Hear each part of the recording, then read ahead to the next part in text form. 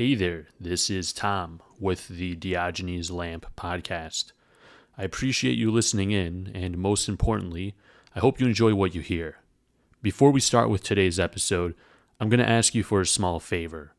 Believe it or not, history podcasts, especially in their early stages, tend not to be cash cows. Shocker, I know. I too was blindsided by this news. Now, I didn't go into this for the money. I think that much is obvious. But unfortunately, books, research materials, and equipment aren't free. If you are interested in supporting this project, please go to patreon.com/Diogenes Lamp Podcast and become a member. When you become a member, you'll get access to bonus episodes, our Discord chat, and anything else we'll offer in the future as this community grows. If you don't want to support me financially or can't, that's fine too. I get it. But please, make sure to hit the like button on any episode you enjoyed listening to and subscribe to the podcast on your preferred podcast listening medium. Your support is appreciated. Thanks for listening, and now on to the show.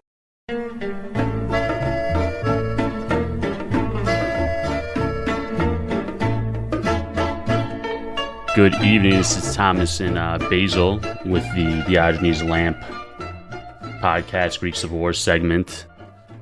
A nation of spaghetti eaters, Basil cannot restore Roman civilization. Guess who said that? It's going to blow your mind. You'll never guess. Mussolini. Oh. Close. It's funny coming from him. Spaghetti, so that's all that matters to me. You know, I found that quote and I was like, this is impossible. I was like, there's no way. Like the guy's Italian, you know.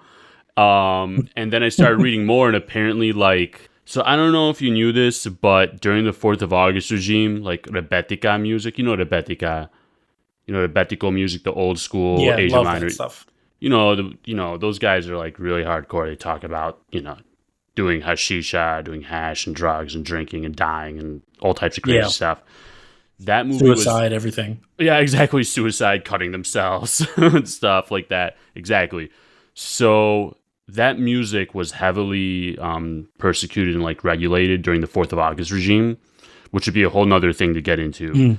And from when I saw this quote, I was like, this is ridiculous. Like, they're Italian. What do you mean? A nation of spaghetti eaters. You guys are a nation of spaghetti eaters. You know what I mean? Apparently, pasta also was not persecuted, but kept an eye on and restricted during Mussolini's time. So wild. So weird. So, I found that crazy, interesting, and silly, of course. It all goes back. It reminds me a lot, again, of Bangalos when he was regulating women's skirts lengths, the length of women's skirts. Yeah.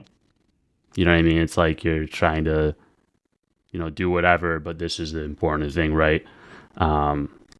It's all these little nuances, and these little things make you think of what was day-to-day life like in certain time periods, because we breeze over stuff when we're reading the history books, and you skip from this stuff, and that's why it's good that we're doing stuff like this, because we're getting into the nitty-gritty, which I appreciate.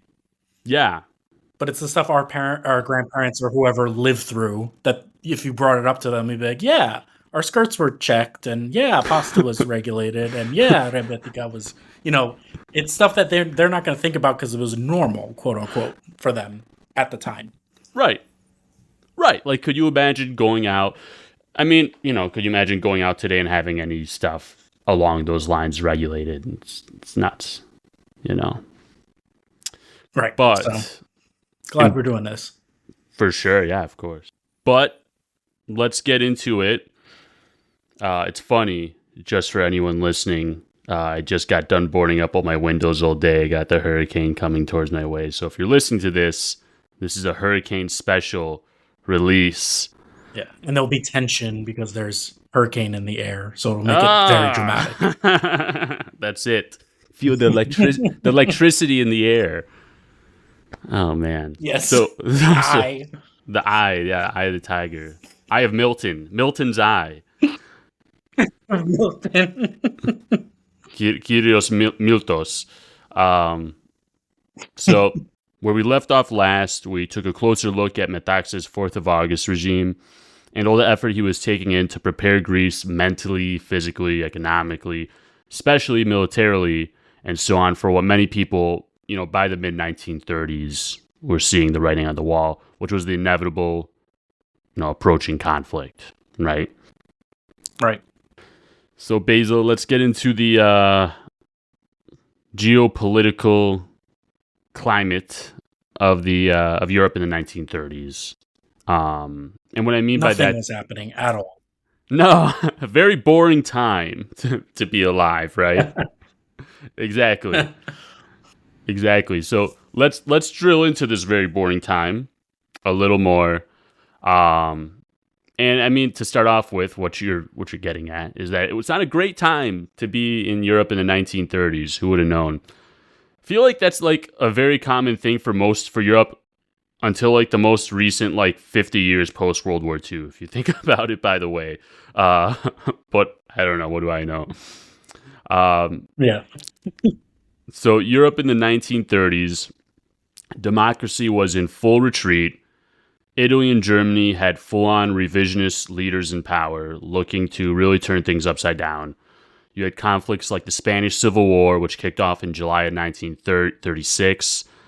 This will draw in, as we'll see, many different powers in Europe, especially Italy and Nazi Germany, who will pour a lot of resources in, like a lot. And, they will support heavily the nationalists, supported by Francisco Franco, nationalists, kind of like rightish, fasci, kind of generally speaking. And there's a really good quote. I also found another good quote that I think really helps describe the feel of the time. And it goes, "The lamps are going out all over Europe." You know? That really sums it up. Yeah. So, I mean, wildly enough, this is what makes the quote even more foreboding, is that quote was actually said in August of 1914. Holy crap. Yeah, by British Foreign Secretary Sir Edward Grey. So, once again, lamps are going out, right? And there's a lot of reasons for this, of course. I mean, we have the global Great Depression. People were broke, mad, hungry, and these kinds of environments allow people like, the Hitlers and the Mussolinis of the world to really be able to poke at the legitimacy of the people in charge, which they use to help catapult themselves and their messages and ideologies, to the top, right? Right. Taking advantage of vulnerable positions, basically. Yeah, in a nutshell, yeah. Hypocrisies or shortcomings of the state. So, I mean, yeah. What we're going to do, though, is touch just a tiny bit more on revisionist or anti-status quo forces. So these are people, revisionists, you want to revise, right? You get it. And these are countries like Germany, Italy, and Bulgaria that are, generally speaking, not the happiest with how World War I ended for them, right? Yeah, the borders changed, the empires fell, whatever it was. Yeah. I mean, they got kind of what they feel anyways. They got the raw deal out of everything, right? Mm-hmm. Germany, that one's pretty obvious. You know what I mean? They had to force, Versailles. There's a lot of terrible stuff. I'm not great at World War I history, if you can't tell. But, there was the guilt clause, the Rhineland. All the debt they were in. Exactly. Yeah. Exactly, the debt. Exactly, the big thing. So, doesn't, make a nation happy. So Germany's the obvious one. Everyone knows about Germany. Bulgaria, that we can kind of put together as well. That one, we can kind of put that one together as well. Think of Bulgaria being on the losing side with Germany and Turkey in World War I. Still not getting Macedonia and Thessaloniki. Right. So losing those guys aren't to the Aegean. Exactly. Yeah. I mean, those guys aren't happy either. Italy is a little bit lesser known, I feel like, at least with what we've covered so far in this segment. So to get into it, Italy, although having picked, unlike Bulgaria and Germany, picked the winning side in World War One, the Entente. So they joined in April of, they joined the Entente in 1915, but they didn't get nearly any of the territorial gains that was promised to them by the other great powers.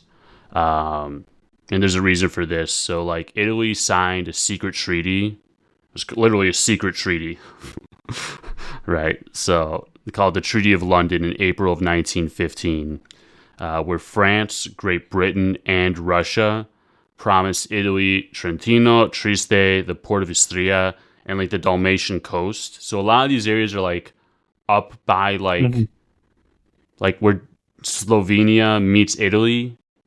If that makes sense. Yeah. Yep. There's that peninsula that now is shared by Croatia, Slovenia, and Italy a little bit. Yeah, that general area over there, like on the other side of the Adriatic or whatever.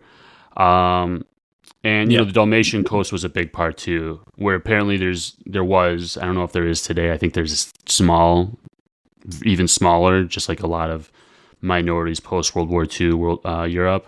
But there was a small Italian minority there. The issue with this is that some of these regions conflicted with territorial gains that Serbia was promised. Oops, getting muddy.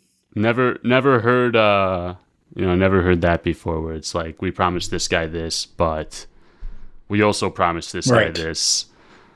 So we'll see how it goes. Yeah, so how it went. And you combine all that with pressure from Woodrow Wilson, due to kind of like the imperialist nature of this, making secret treaties. And Woodrow Wilson was like, you guys are assholes.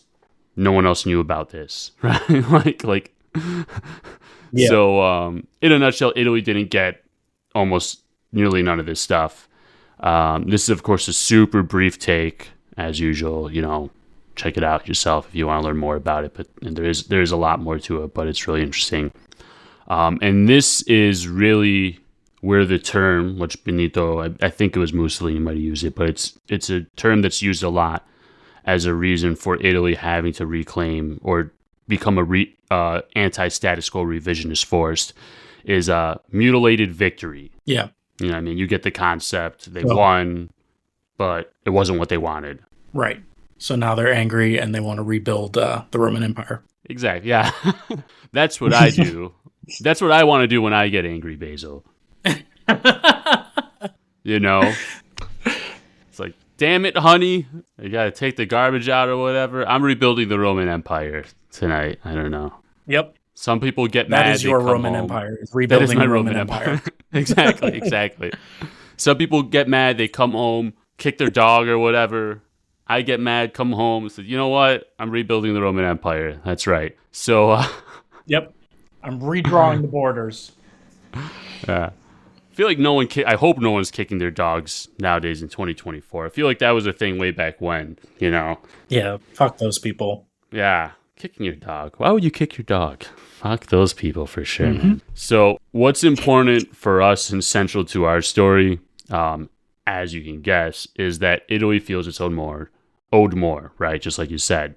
And another big part of the treaty, that 1915 secret treaty, was that Albania would become a protectorate of sorts of Italy. And again, there's more to this, but this is a very surface level view of everything. So this relationship between Italy and Albania continues to grow, and by the mid-1920s, Albania would be like almost a semi-colony of sorts of Italy due to massive financial investment and economic penetration by Italy, and an influx of Italian colonists settling in Albania, especially around Vlore, which is this port town, which will come into play later when the Italians, come in through there and invade through there. Weirdly enough, and, if you follow what's going on today in the Aegean in modern day Greek politics and whatnot, this is weird. And there's more to it, but this is a little strange. Turkey was, for the most part, like medium-sized grain of salt for the most part. Not as threatening in terms of being like a revisionist power, having revisionist desires, if that makes sense. Possibly because Severus was so bad for them compared to Lausanne that they didn't feel like cheated as much. They got most of the prizes in that case. Yeah, I mean, you compare, like, remember Severus would have made Istanbul international and the Dardanelles Straits international zone. The Greeks would have gotten Smyrna and the surrounding area. Italians would have gone by Antalya. The French would have gone by Cilicia. There would have been like an Armenian Thrace Pontus state.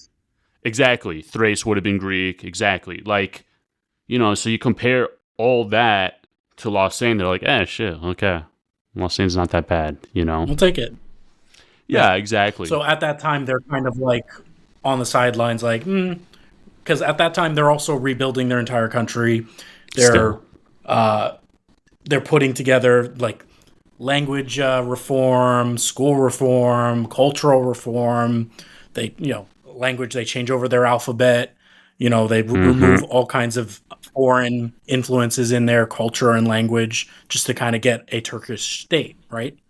Yeah, generally speaking. I mean, in language, they did adopt a decent amount of German and French words. But to your point, exactly, like there's a full overhaul, just like you're saying, at the societal level, cultural level, economic level. I mean, we talked about, the end of episode 1, Turkeys for Turks, right? So there is a massive, on a cultural level, homogenization, especially now that, you've killed, I don't know how much, but a giant portion of all the minorities you had, right? Right, right. So now it's like, now we can be even more homogenous than, especially homogenous. Right, and, Smyrna got burned down, so we can rebuild. Right, exactly. So, I mean, that's how I see it, and I think that's what makes the most sense. Because, and I don't want to say Turkey was especially happy, because even if you look at post-negotiations, like negotiations for Lausanne, I mean, the Turks and the Kemalists were pushing for more, but they settled on Lausanne, right? Like, I think if you can look into it, I'll have to cite the thing on an Instagram post, but during the negotiations, they wanted Greece to totally demobilize their navy completely. And then when, I know exactly. And then when Greece was like, "No fucking way, dude," then they walked out of the negotiations. Negotiations ended. They had to restart them later and stuff. Can you imagine not having any military presence on all those islands? Exactly. Hanging out in the Aegean on their own? Exactly. So, I mean, anyways, back to the point, which is, at the moment, Turkey's not overtly revisionist as powers like Germany, Italy, and Bulgaria are, right? It's ironic because that's different from today. You fast forward 70 years or whatever, and we have the Mavi Vatan doctrine, the blue homeland doctrine that they're teaching in schools, where it shows all the you don't know that? You check it out. It's crazy. No, it's like the map where it's 7 or 12 miles around each island or whatever. No, you're thinking of the nautical zone or whatever, where you can 6 miles or 12 miles. Is that what you're talking? You can extend it out to? Yeah. No, what they is have Blue Homeland? So Blue Homeland is this military geopolitical doctrine they have, where they believe they're due half the Aegean, all of Cyprus, and I think Crete might even be in the maps. So okay, got you. It's a greater Turkey thing, but they started teaching it in school curriculum officially about 6 months ago. Nice. That won't cause any problems. No, definitely not. What do you mean? It's great. It's a great thing to teach. Yeah, I mean, So basically, they were just on the back burner for a while, and now they're, waking up. Yeah. I mean, this is what... This is good neighborly relations, bro. Mm. This is what it's about. It's funny because my wife's island is on the map. A lot of people's Same with my islands. same with my dad's. Yeah. Yeah, dude. If you look at this map, it's a significant. I mean, it's a lot. It's not like the conflict in the Aegean is often framed as, oh, it's just some rocks in the middle of the sea, right? Which is a bullshit argument of itself because it's even if they were rocks, I mean, there's rocks right off the coast of Florida. Does that mean Cuba should have them just because they're rocks? No, of course not. There's boundaries, right? Right. And it's not like 3 of the largest Greek islands aren't along the Turkish coast. Right. Lesbos, Chios, Rhodes. Right. Like they're right there. It's not like they're rocks, like you said. Yeah, exactly. So, I mean, anyways, we'll get back to it, back to 1930s. So Turkey at the time wasn't as big of a revisionist threat, right? The rapprochement that Venizelos had really gone to work with Kemal and those guys at the time, both countries were like, we need to rebuild our economies, our country, our infrastructure, our militaries, everything. So, anyways, that's where Turkey stands currently. Back to Italy. Sure, it was across the Adriatic, so you had like that geographical barrier, let's say. But, on the minds of Greeks, it was still very much a threat, It was big, much bigger than Greece, in population, massive military, and most importantly, just like the Italians were colonizing Albania, the same thing was being done to the Dodecanese Islands, which were still occupied by Italy since 1912. So that's so like they have Rhodes. It kind of on both fronts. Exactly. Yeah. You have for Greece, the southeast corner of Greece, and then, the west side as well. And there was a lot of colonization or Latinization, you could call it, occurring on Rhodes. And even if you go to Rhodes today, like there's still a lot of legacies, architectural legacies, specifically in the architecture of the island that you can see from Italian rule. So yeah, most of these islands were supposed to be returned to Greece around like 1920-ish. But after the Asia Minor catastrophe, Italy's just decided to hold on to them. It was per some treaty. So this is all in a nutshell, of course. But so yeah, as you can imagine, this pissed off the Greeks, right? Duh. And let's not forget the spoiler role that Italy played in the Asia Minor campaign. Italy was one of the competing powers in the Asia Minor arena. They were doing stuff like releasing all Turkish prisoners in Smyrna right before the Greek forces landed there, allowing Kemalist forces to stage attacks on the Greek army and then retreating behind into the Italian zone. Yeah, it's not good. You guys can't see Basil's face, but his eyebrows are going up and he's shaking his head. Wild. Yeah, I mean, they were selling lots of equipment to the Kemalists. There was a lot. It's funny. It's not funny. I mean, it's a funny quote. But it's a quote by Kondilis. You remember Kondilis, the general. Mm-hmm. And I think some British foreign minister or someone was like, you need to stop burning villages. Because they had a scorched earth policy and that kind of stuff. Like stop committing, doing bad shit.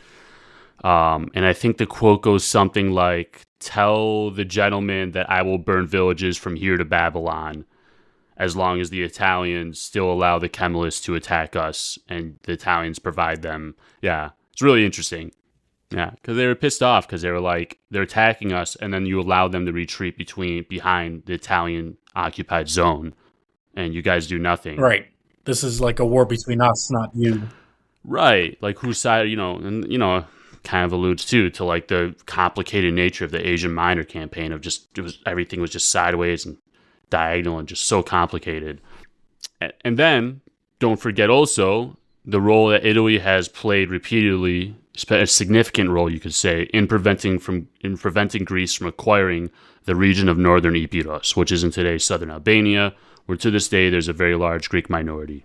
So for all these reasons, as you can imagine, no one was like, like I feel like we have like Greek Americans, Italian Americans have this kind of relationship where they're like, oh, you're Greek, I'm Italian, we're neighbors, yay, They're the same. Yeah. What's the phrase? Una faccia, una razza? Una faccia, una razza. Yes, that's the thing that you'll hear every once in a while. You say that back in like the 1930s, I feel like Greeks would be like, the fuck we are. No way. I don't know. One face, one race is what it means, obviously, for the listeners. Right. But that wasn't flying at this time. There is still a lot of anger due to these issues. I mean, Italy has played a major role in respect to these very significant issues. One last thing also that's touch on a last thing, and one other thing that I want to bring up when talking about Italy at this time and kind of ideology that played into Italian expansionism and stuff was this doctrinal component in Mussolini's remaking of his Roman Empire called Spazio Vitale, which translates to living space. Oh, no. So bad. Oh, no. Never heard this before. Nope. Jeez. The Baltics just had shivers down their spine. Right. They're like, what did you say? Oh, my God. It's so messed up, isn't it? I don't know. I honestly do not know who came up with it first, whether it was Hitler or Mussolini. I don't know. That'd be a good question for our listeners if you guys want to find out and shoot us a message. But geez. Wild.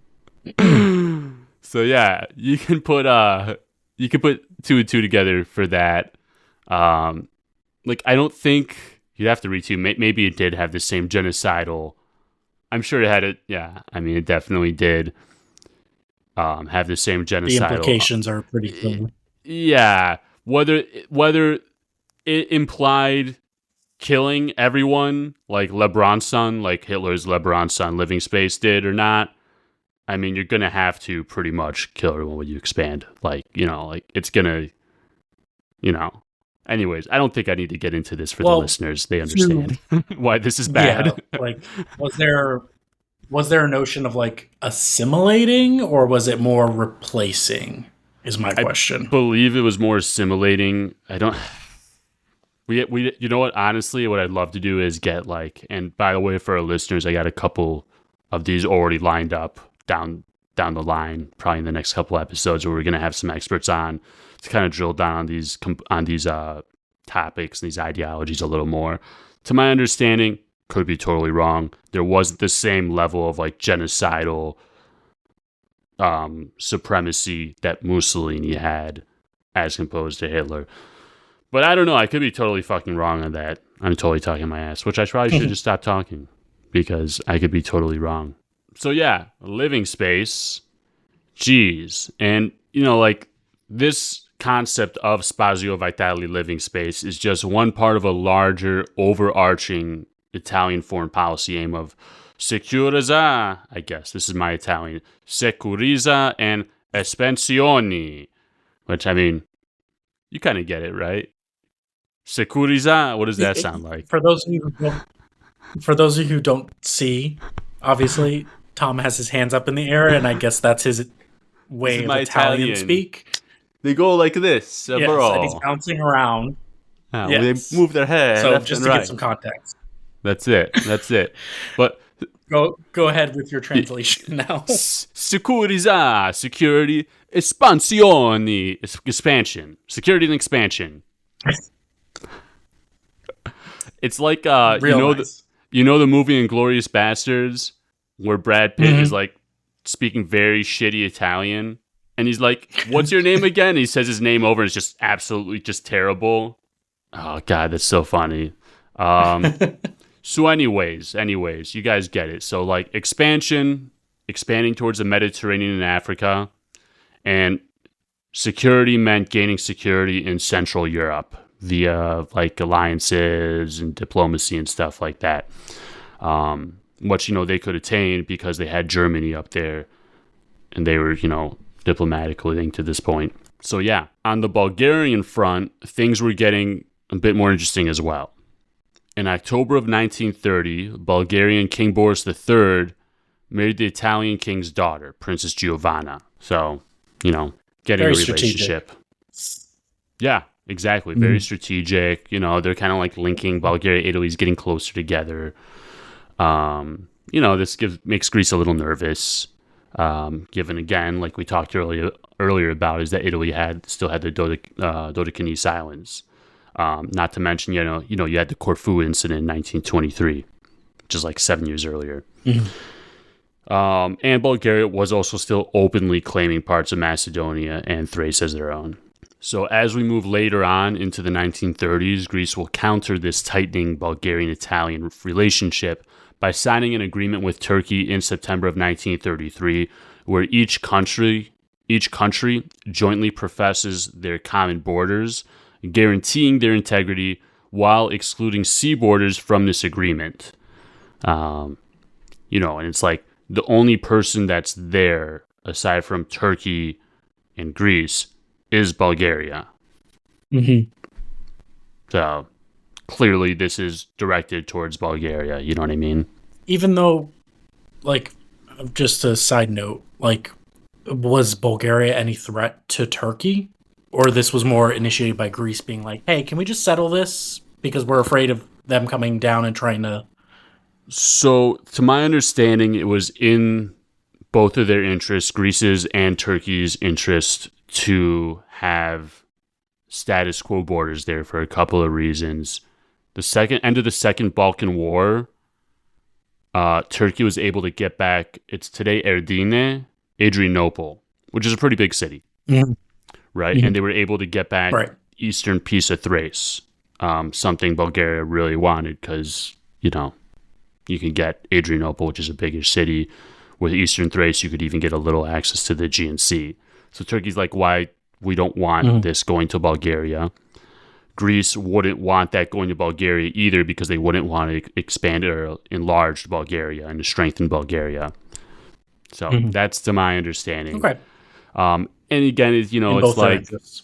Exactly. They both had... Turkey and Greece both had common interests, and it just aligned in this case, And also, like, again, I know it's like, if the listeners haven't caught on yet, we're Greek Americans, I'd assume you guys would know this by now. But for us, it's like we would never consider Bulgaria like a threatening country to Greece, or I don't want to say anyone, no offense, Bulgaria. I mean, Greece isn't much bigger than Bulgaria, but but not to Greece. Like, Greece and Bulgaria today have great relations at the civil level, diplomatic level, economic level, at a lot of levels, right? But at the time, Bulgaria was still a regional powerhouse. Not powerhouse, but they were significant. Right. They were significant for sure. And again, that's why we're doing this, to bring clarity to people what things were like at that time. Because looking at it from our scope doesn't make sense sometimes. Exactly. Absolutely. Absolutely. And just to piggyback on top of that, Turkey and Greece also signed the Balkan Pact, which was like a pact. It was like a defensive alliance. This was signed in 1934, and members included Greece, Turkey, Romania, and Yugoslavia. Oh, wow. So, yeah. That leaves out one real obvious thing. Right, exactly. Like, everyone's nervous of Bulgarian. Exactly. Everyone's nervous of Bulgarian expansion. And if you look at the map, it encircles Bulgaria. Wild. Yeah, absolutely. It's like a pre-NATO. Yeah, kind of. Yeah. I don't know if they had Article 5 or what it looked like, but that's exactly it. They were like, right, we don't want Bulgarian expansion, so let's make this Balkan Pact. And it's around this time, too, like the mid-1930s, where the divergence between status quo powers like Yugoslavia, Greece, France, Turkey, and anti-status quo revisionist powers like Bulgaria, Italy, Germany, and Hungary really, really start the show. That same year, a coup was carried out by fascist-leaning military officers that almost reduced Bulgarian King Boris III to a puppet, but he was able to counter-coup and establish his own dictatorship. So another dictatorship in the region, right? And if there's one point when Greece really draws a line in the sand, per se, around this time, it's when Italy invades Abyssinia, which we called back then, but today we call Ethiopia, in October of 1935. So this offensive Italian aggression included close to 500,000 Italian soldiers and the extensive use of mustard gas, which is absolutely fucking terrible, and in violation of the Geneva Protocols. Nice. Nice. Was that the mustard gas getting to you? Oh, yeah. Sorry. Just, I tried to give him signal like, no. I need to cough, and it worked out. Yeah, no, it was the mustard gas, bro. Yeah, I mean, it's just terrible. The crazy thing is, even with this overwhelming force, it still took the Italians over a year to claim victory. Yeah. That's not like a precursor or preview of anything, right? No, absolutely not. Yeah. Yeah. So, let me just live double check that. I'm going to obviously edit this part out, but second Italo started, commenced date October 3rd. Yeah, October 3rd to February 1937. Yeah. A year and 4 months. Jesus Christ, they suck. Oh my God. God. Why? Why would... I know that someone else has done videos or stuff on this, why the Italian military was just so incompetent in World War II, but it is bonkers. Props to the Ethiopians. Respect. Right. For sure. Serious. But what this meant for Greece, though, is that when it came time for the United Nations to apply sanctions to Italy, Greece joined Great Britain in sanctioning Italy. Mm-hmm. Right. So, the sanctions, unfortunately, were too weak to make any meaningful difference. I don't even think they closed the Suez Canal, which could have blocked Italy from shipping and supplies and stuff like that. But this still meant Greece was officially picking a side as a result of the Italian invasion. Yep, this is where things get dicey. Yeah, this is kind of where it starts. You could argue, anyways. It's a definite point where Greece is picking a side. But one thing that for sure came out of this whole Italian invasion of Ethiopia is that it underscored the weakness. And this is what the leaders in Greece took away. It underscored the weakness of the Greek military, especially the inability to deal with anything like mustard gas. And, and a lot of people speculate as well that Greece could be on the chopping block next. Mm-hmm. So, on that beautiful note, that's it for today. I don't have a good segue for today, folks. I'm sorry. That's it for today. Mustard gas pun you could have ended with? Yeah, I could not make any connections with the, filling your lungs with fluid and slowly drowning, live drowning or whatever. I don't want to make a hurricane joke right now. You could make, is it a mustard gas hurricane joke though? Because if it's anything less than that, I'm not scared right now. The forecast, oh, God. I was specifically told by the weatherman that it's supposed to go down from a Cat 5 to a Cat 3. So, Lord of mercy. We're not in an evacuation zone. We haven't been told to evacuate. We're above sea level. We should be fine, everyone. Got hurricane clips on the roof. Boarded up the windows. Got food and water for days. And I'm happy to be 1,000 miles away from them. So. Hell yeah, dude. This shit sucks, people. If you're listening to this, you're in Florida, be safe out there.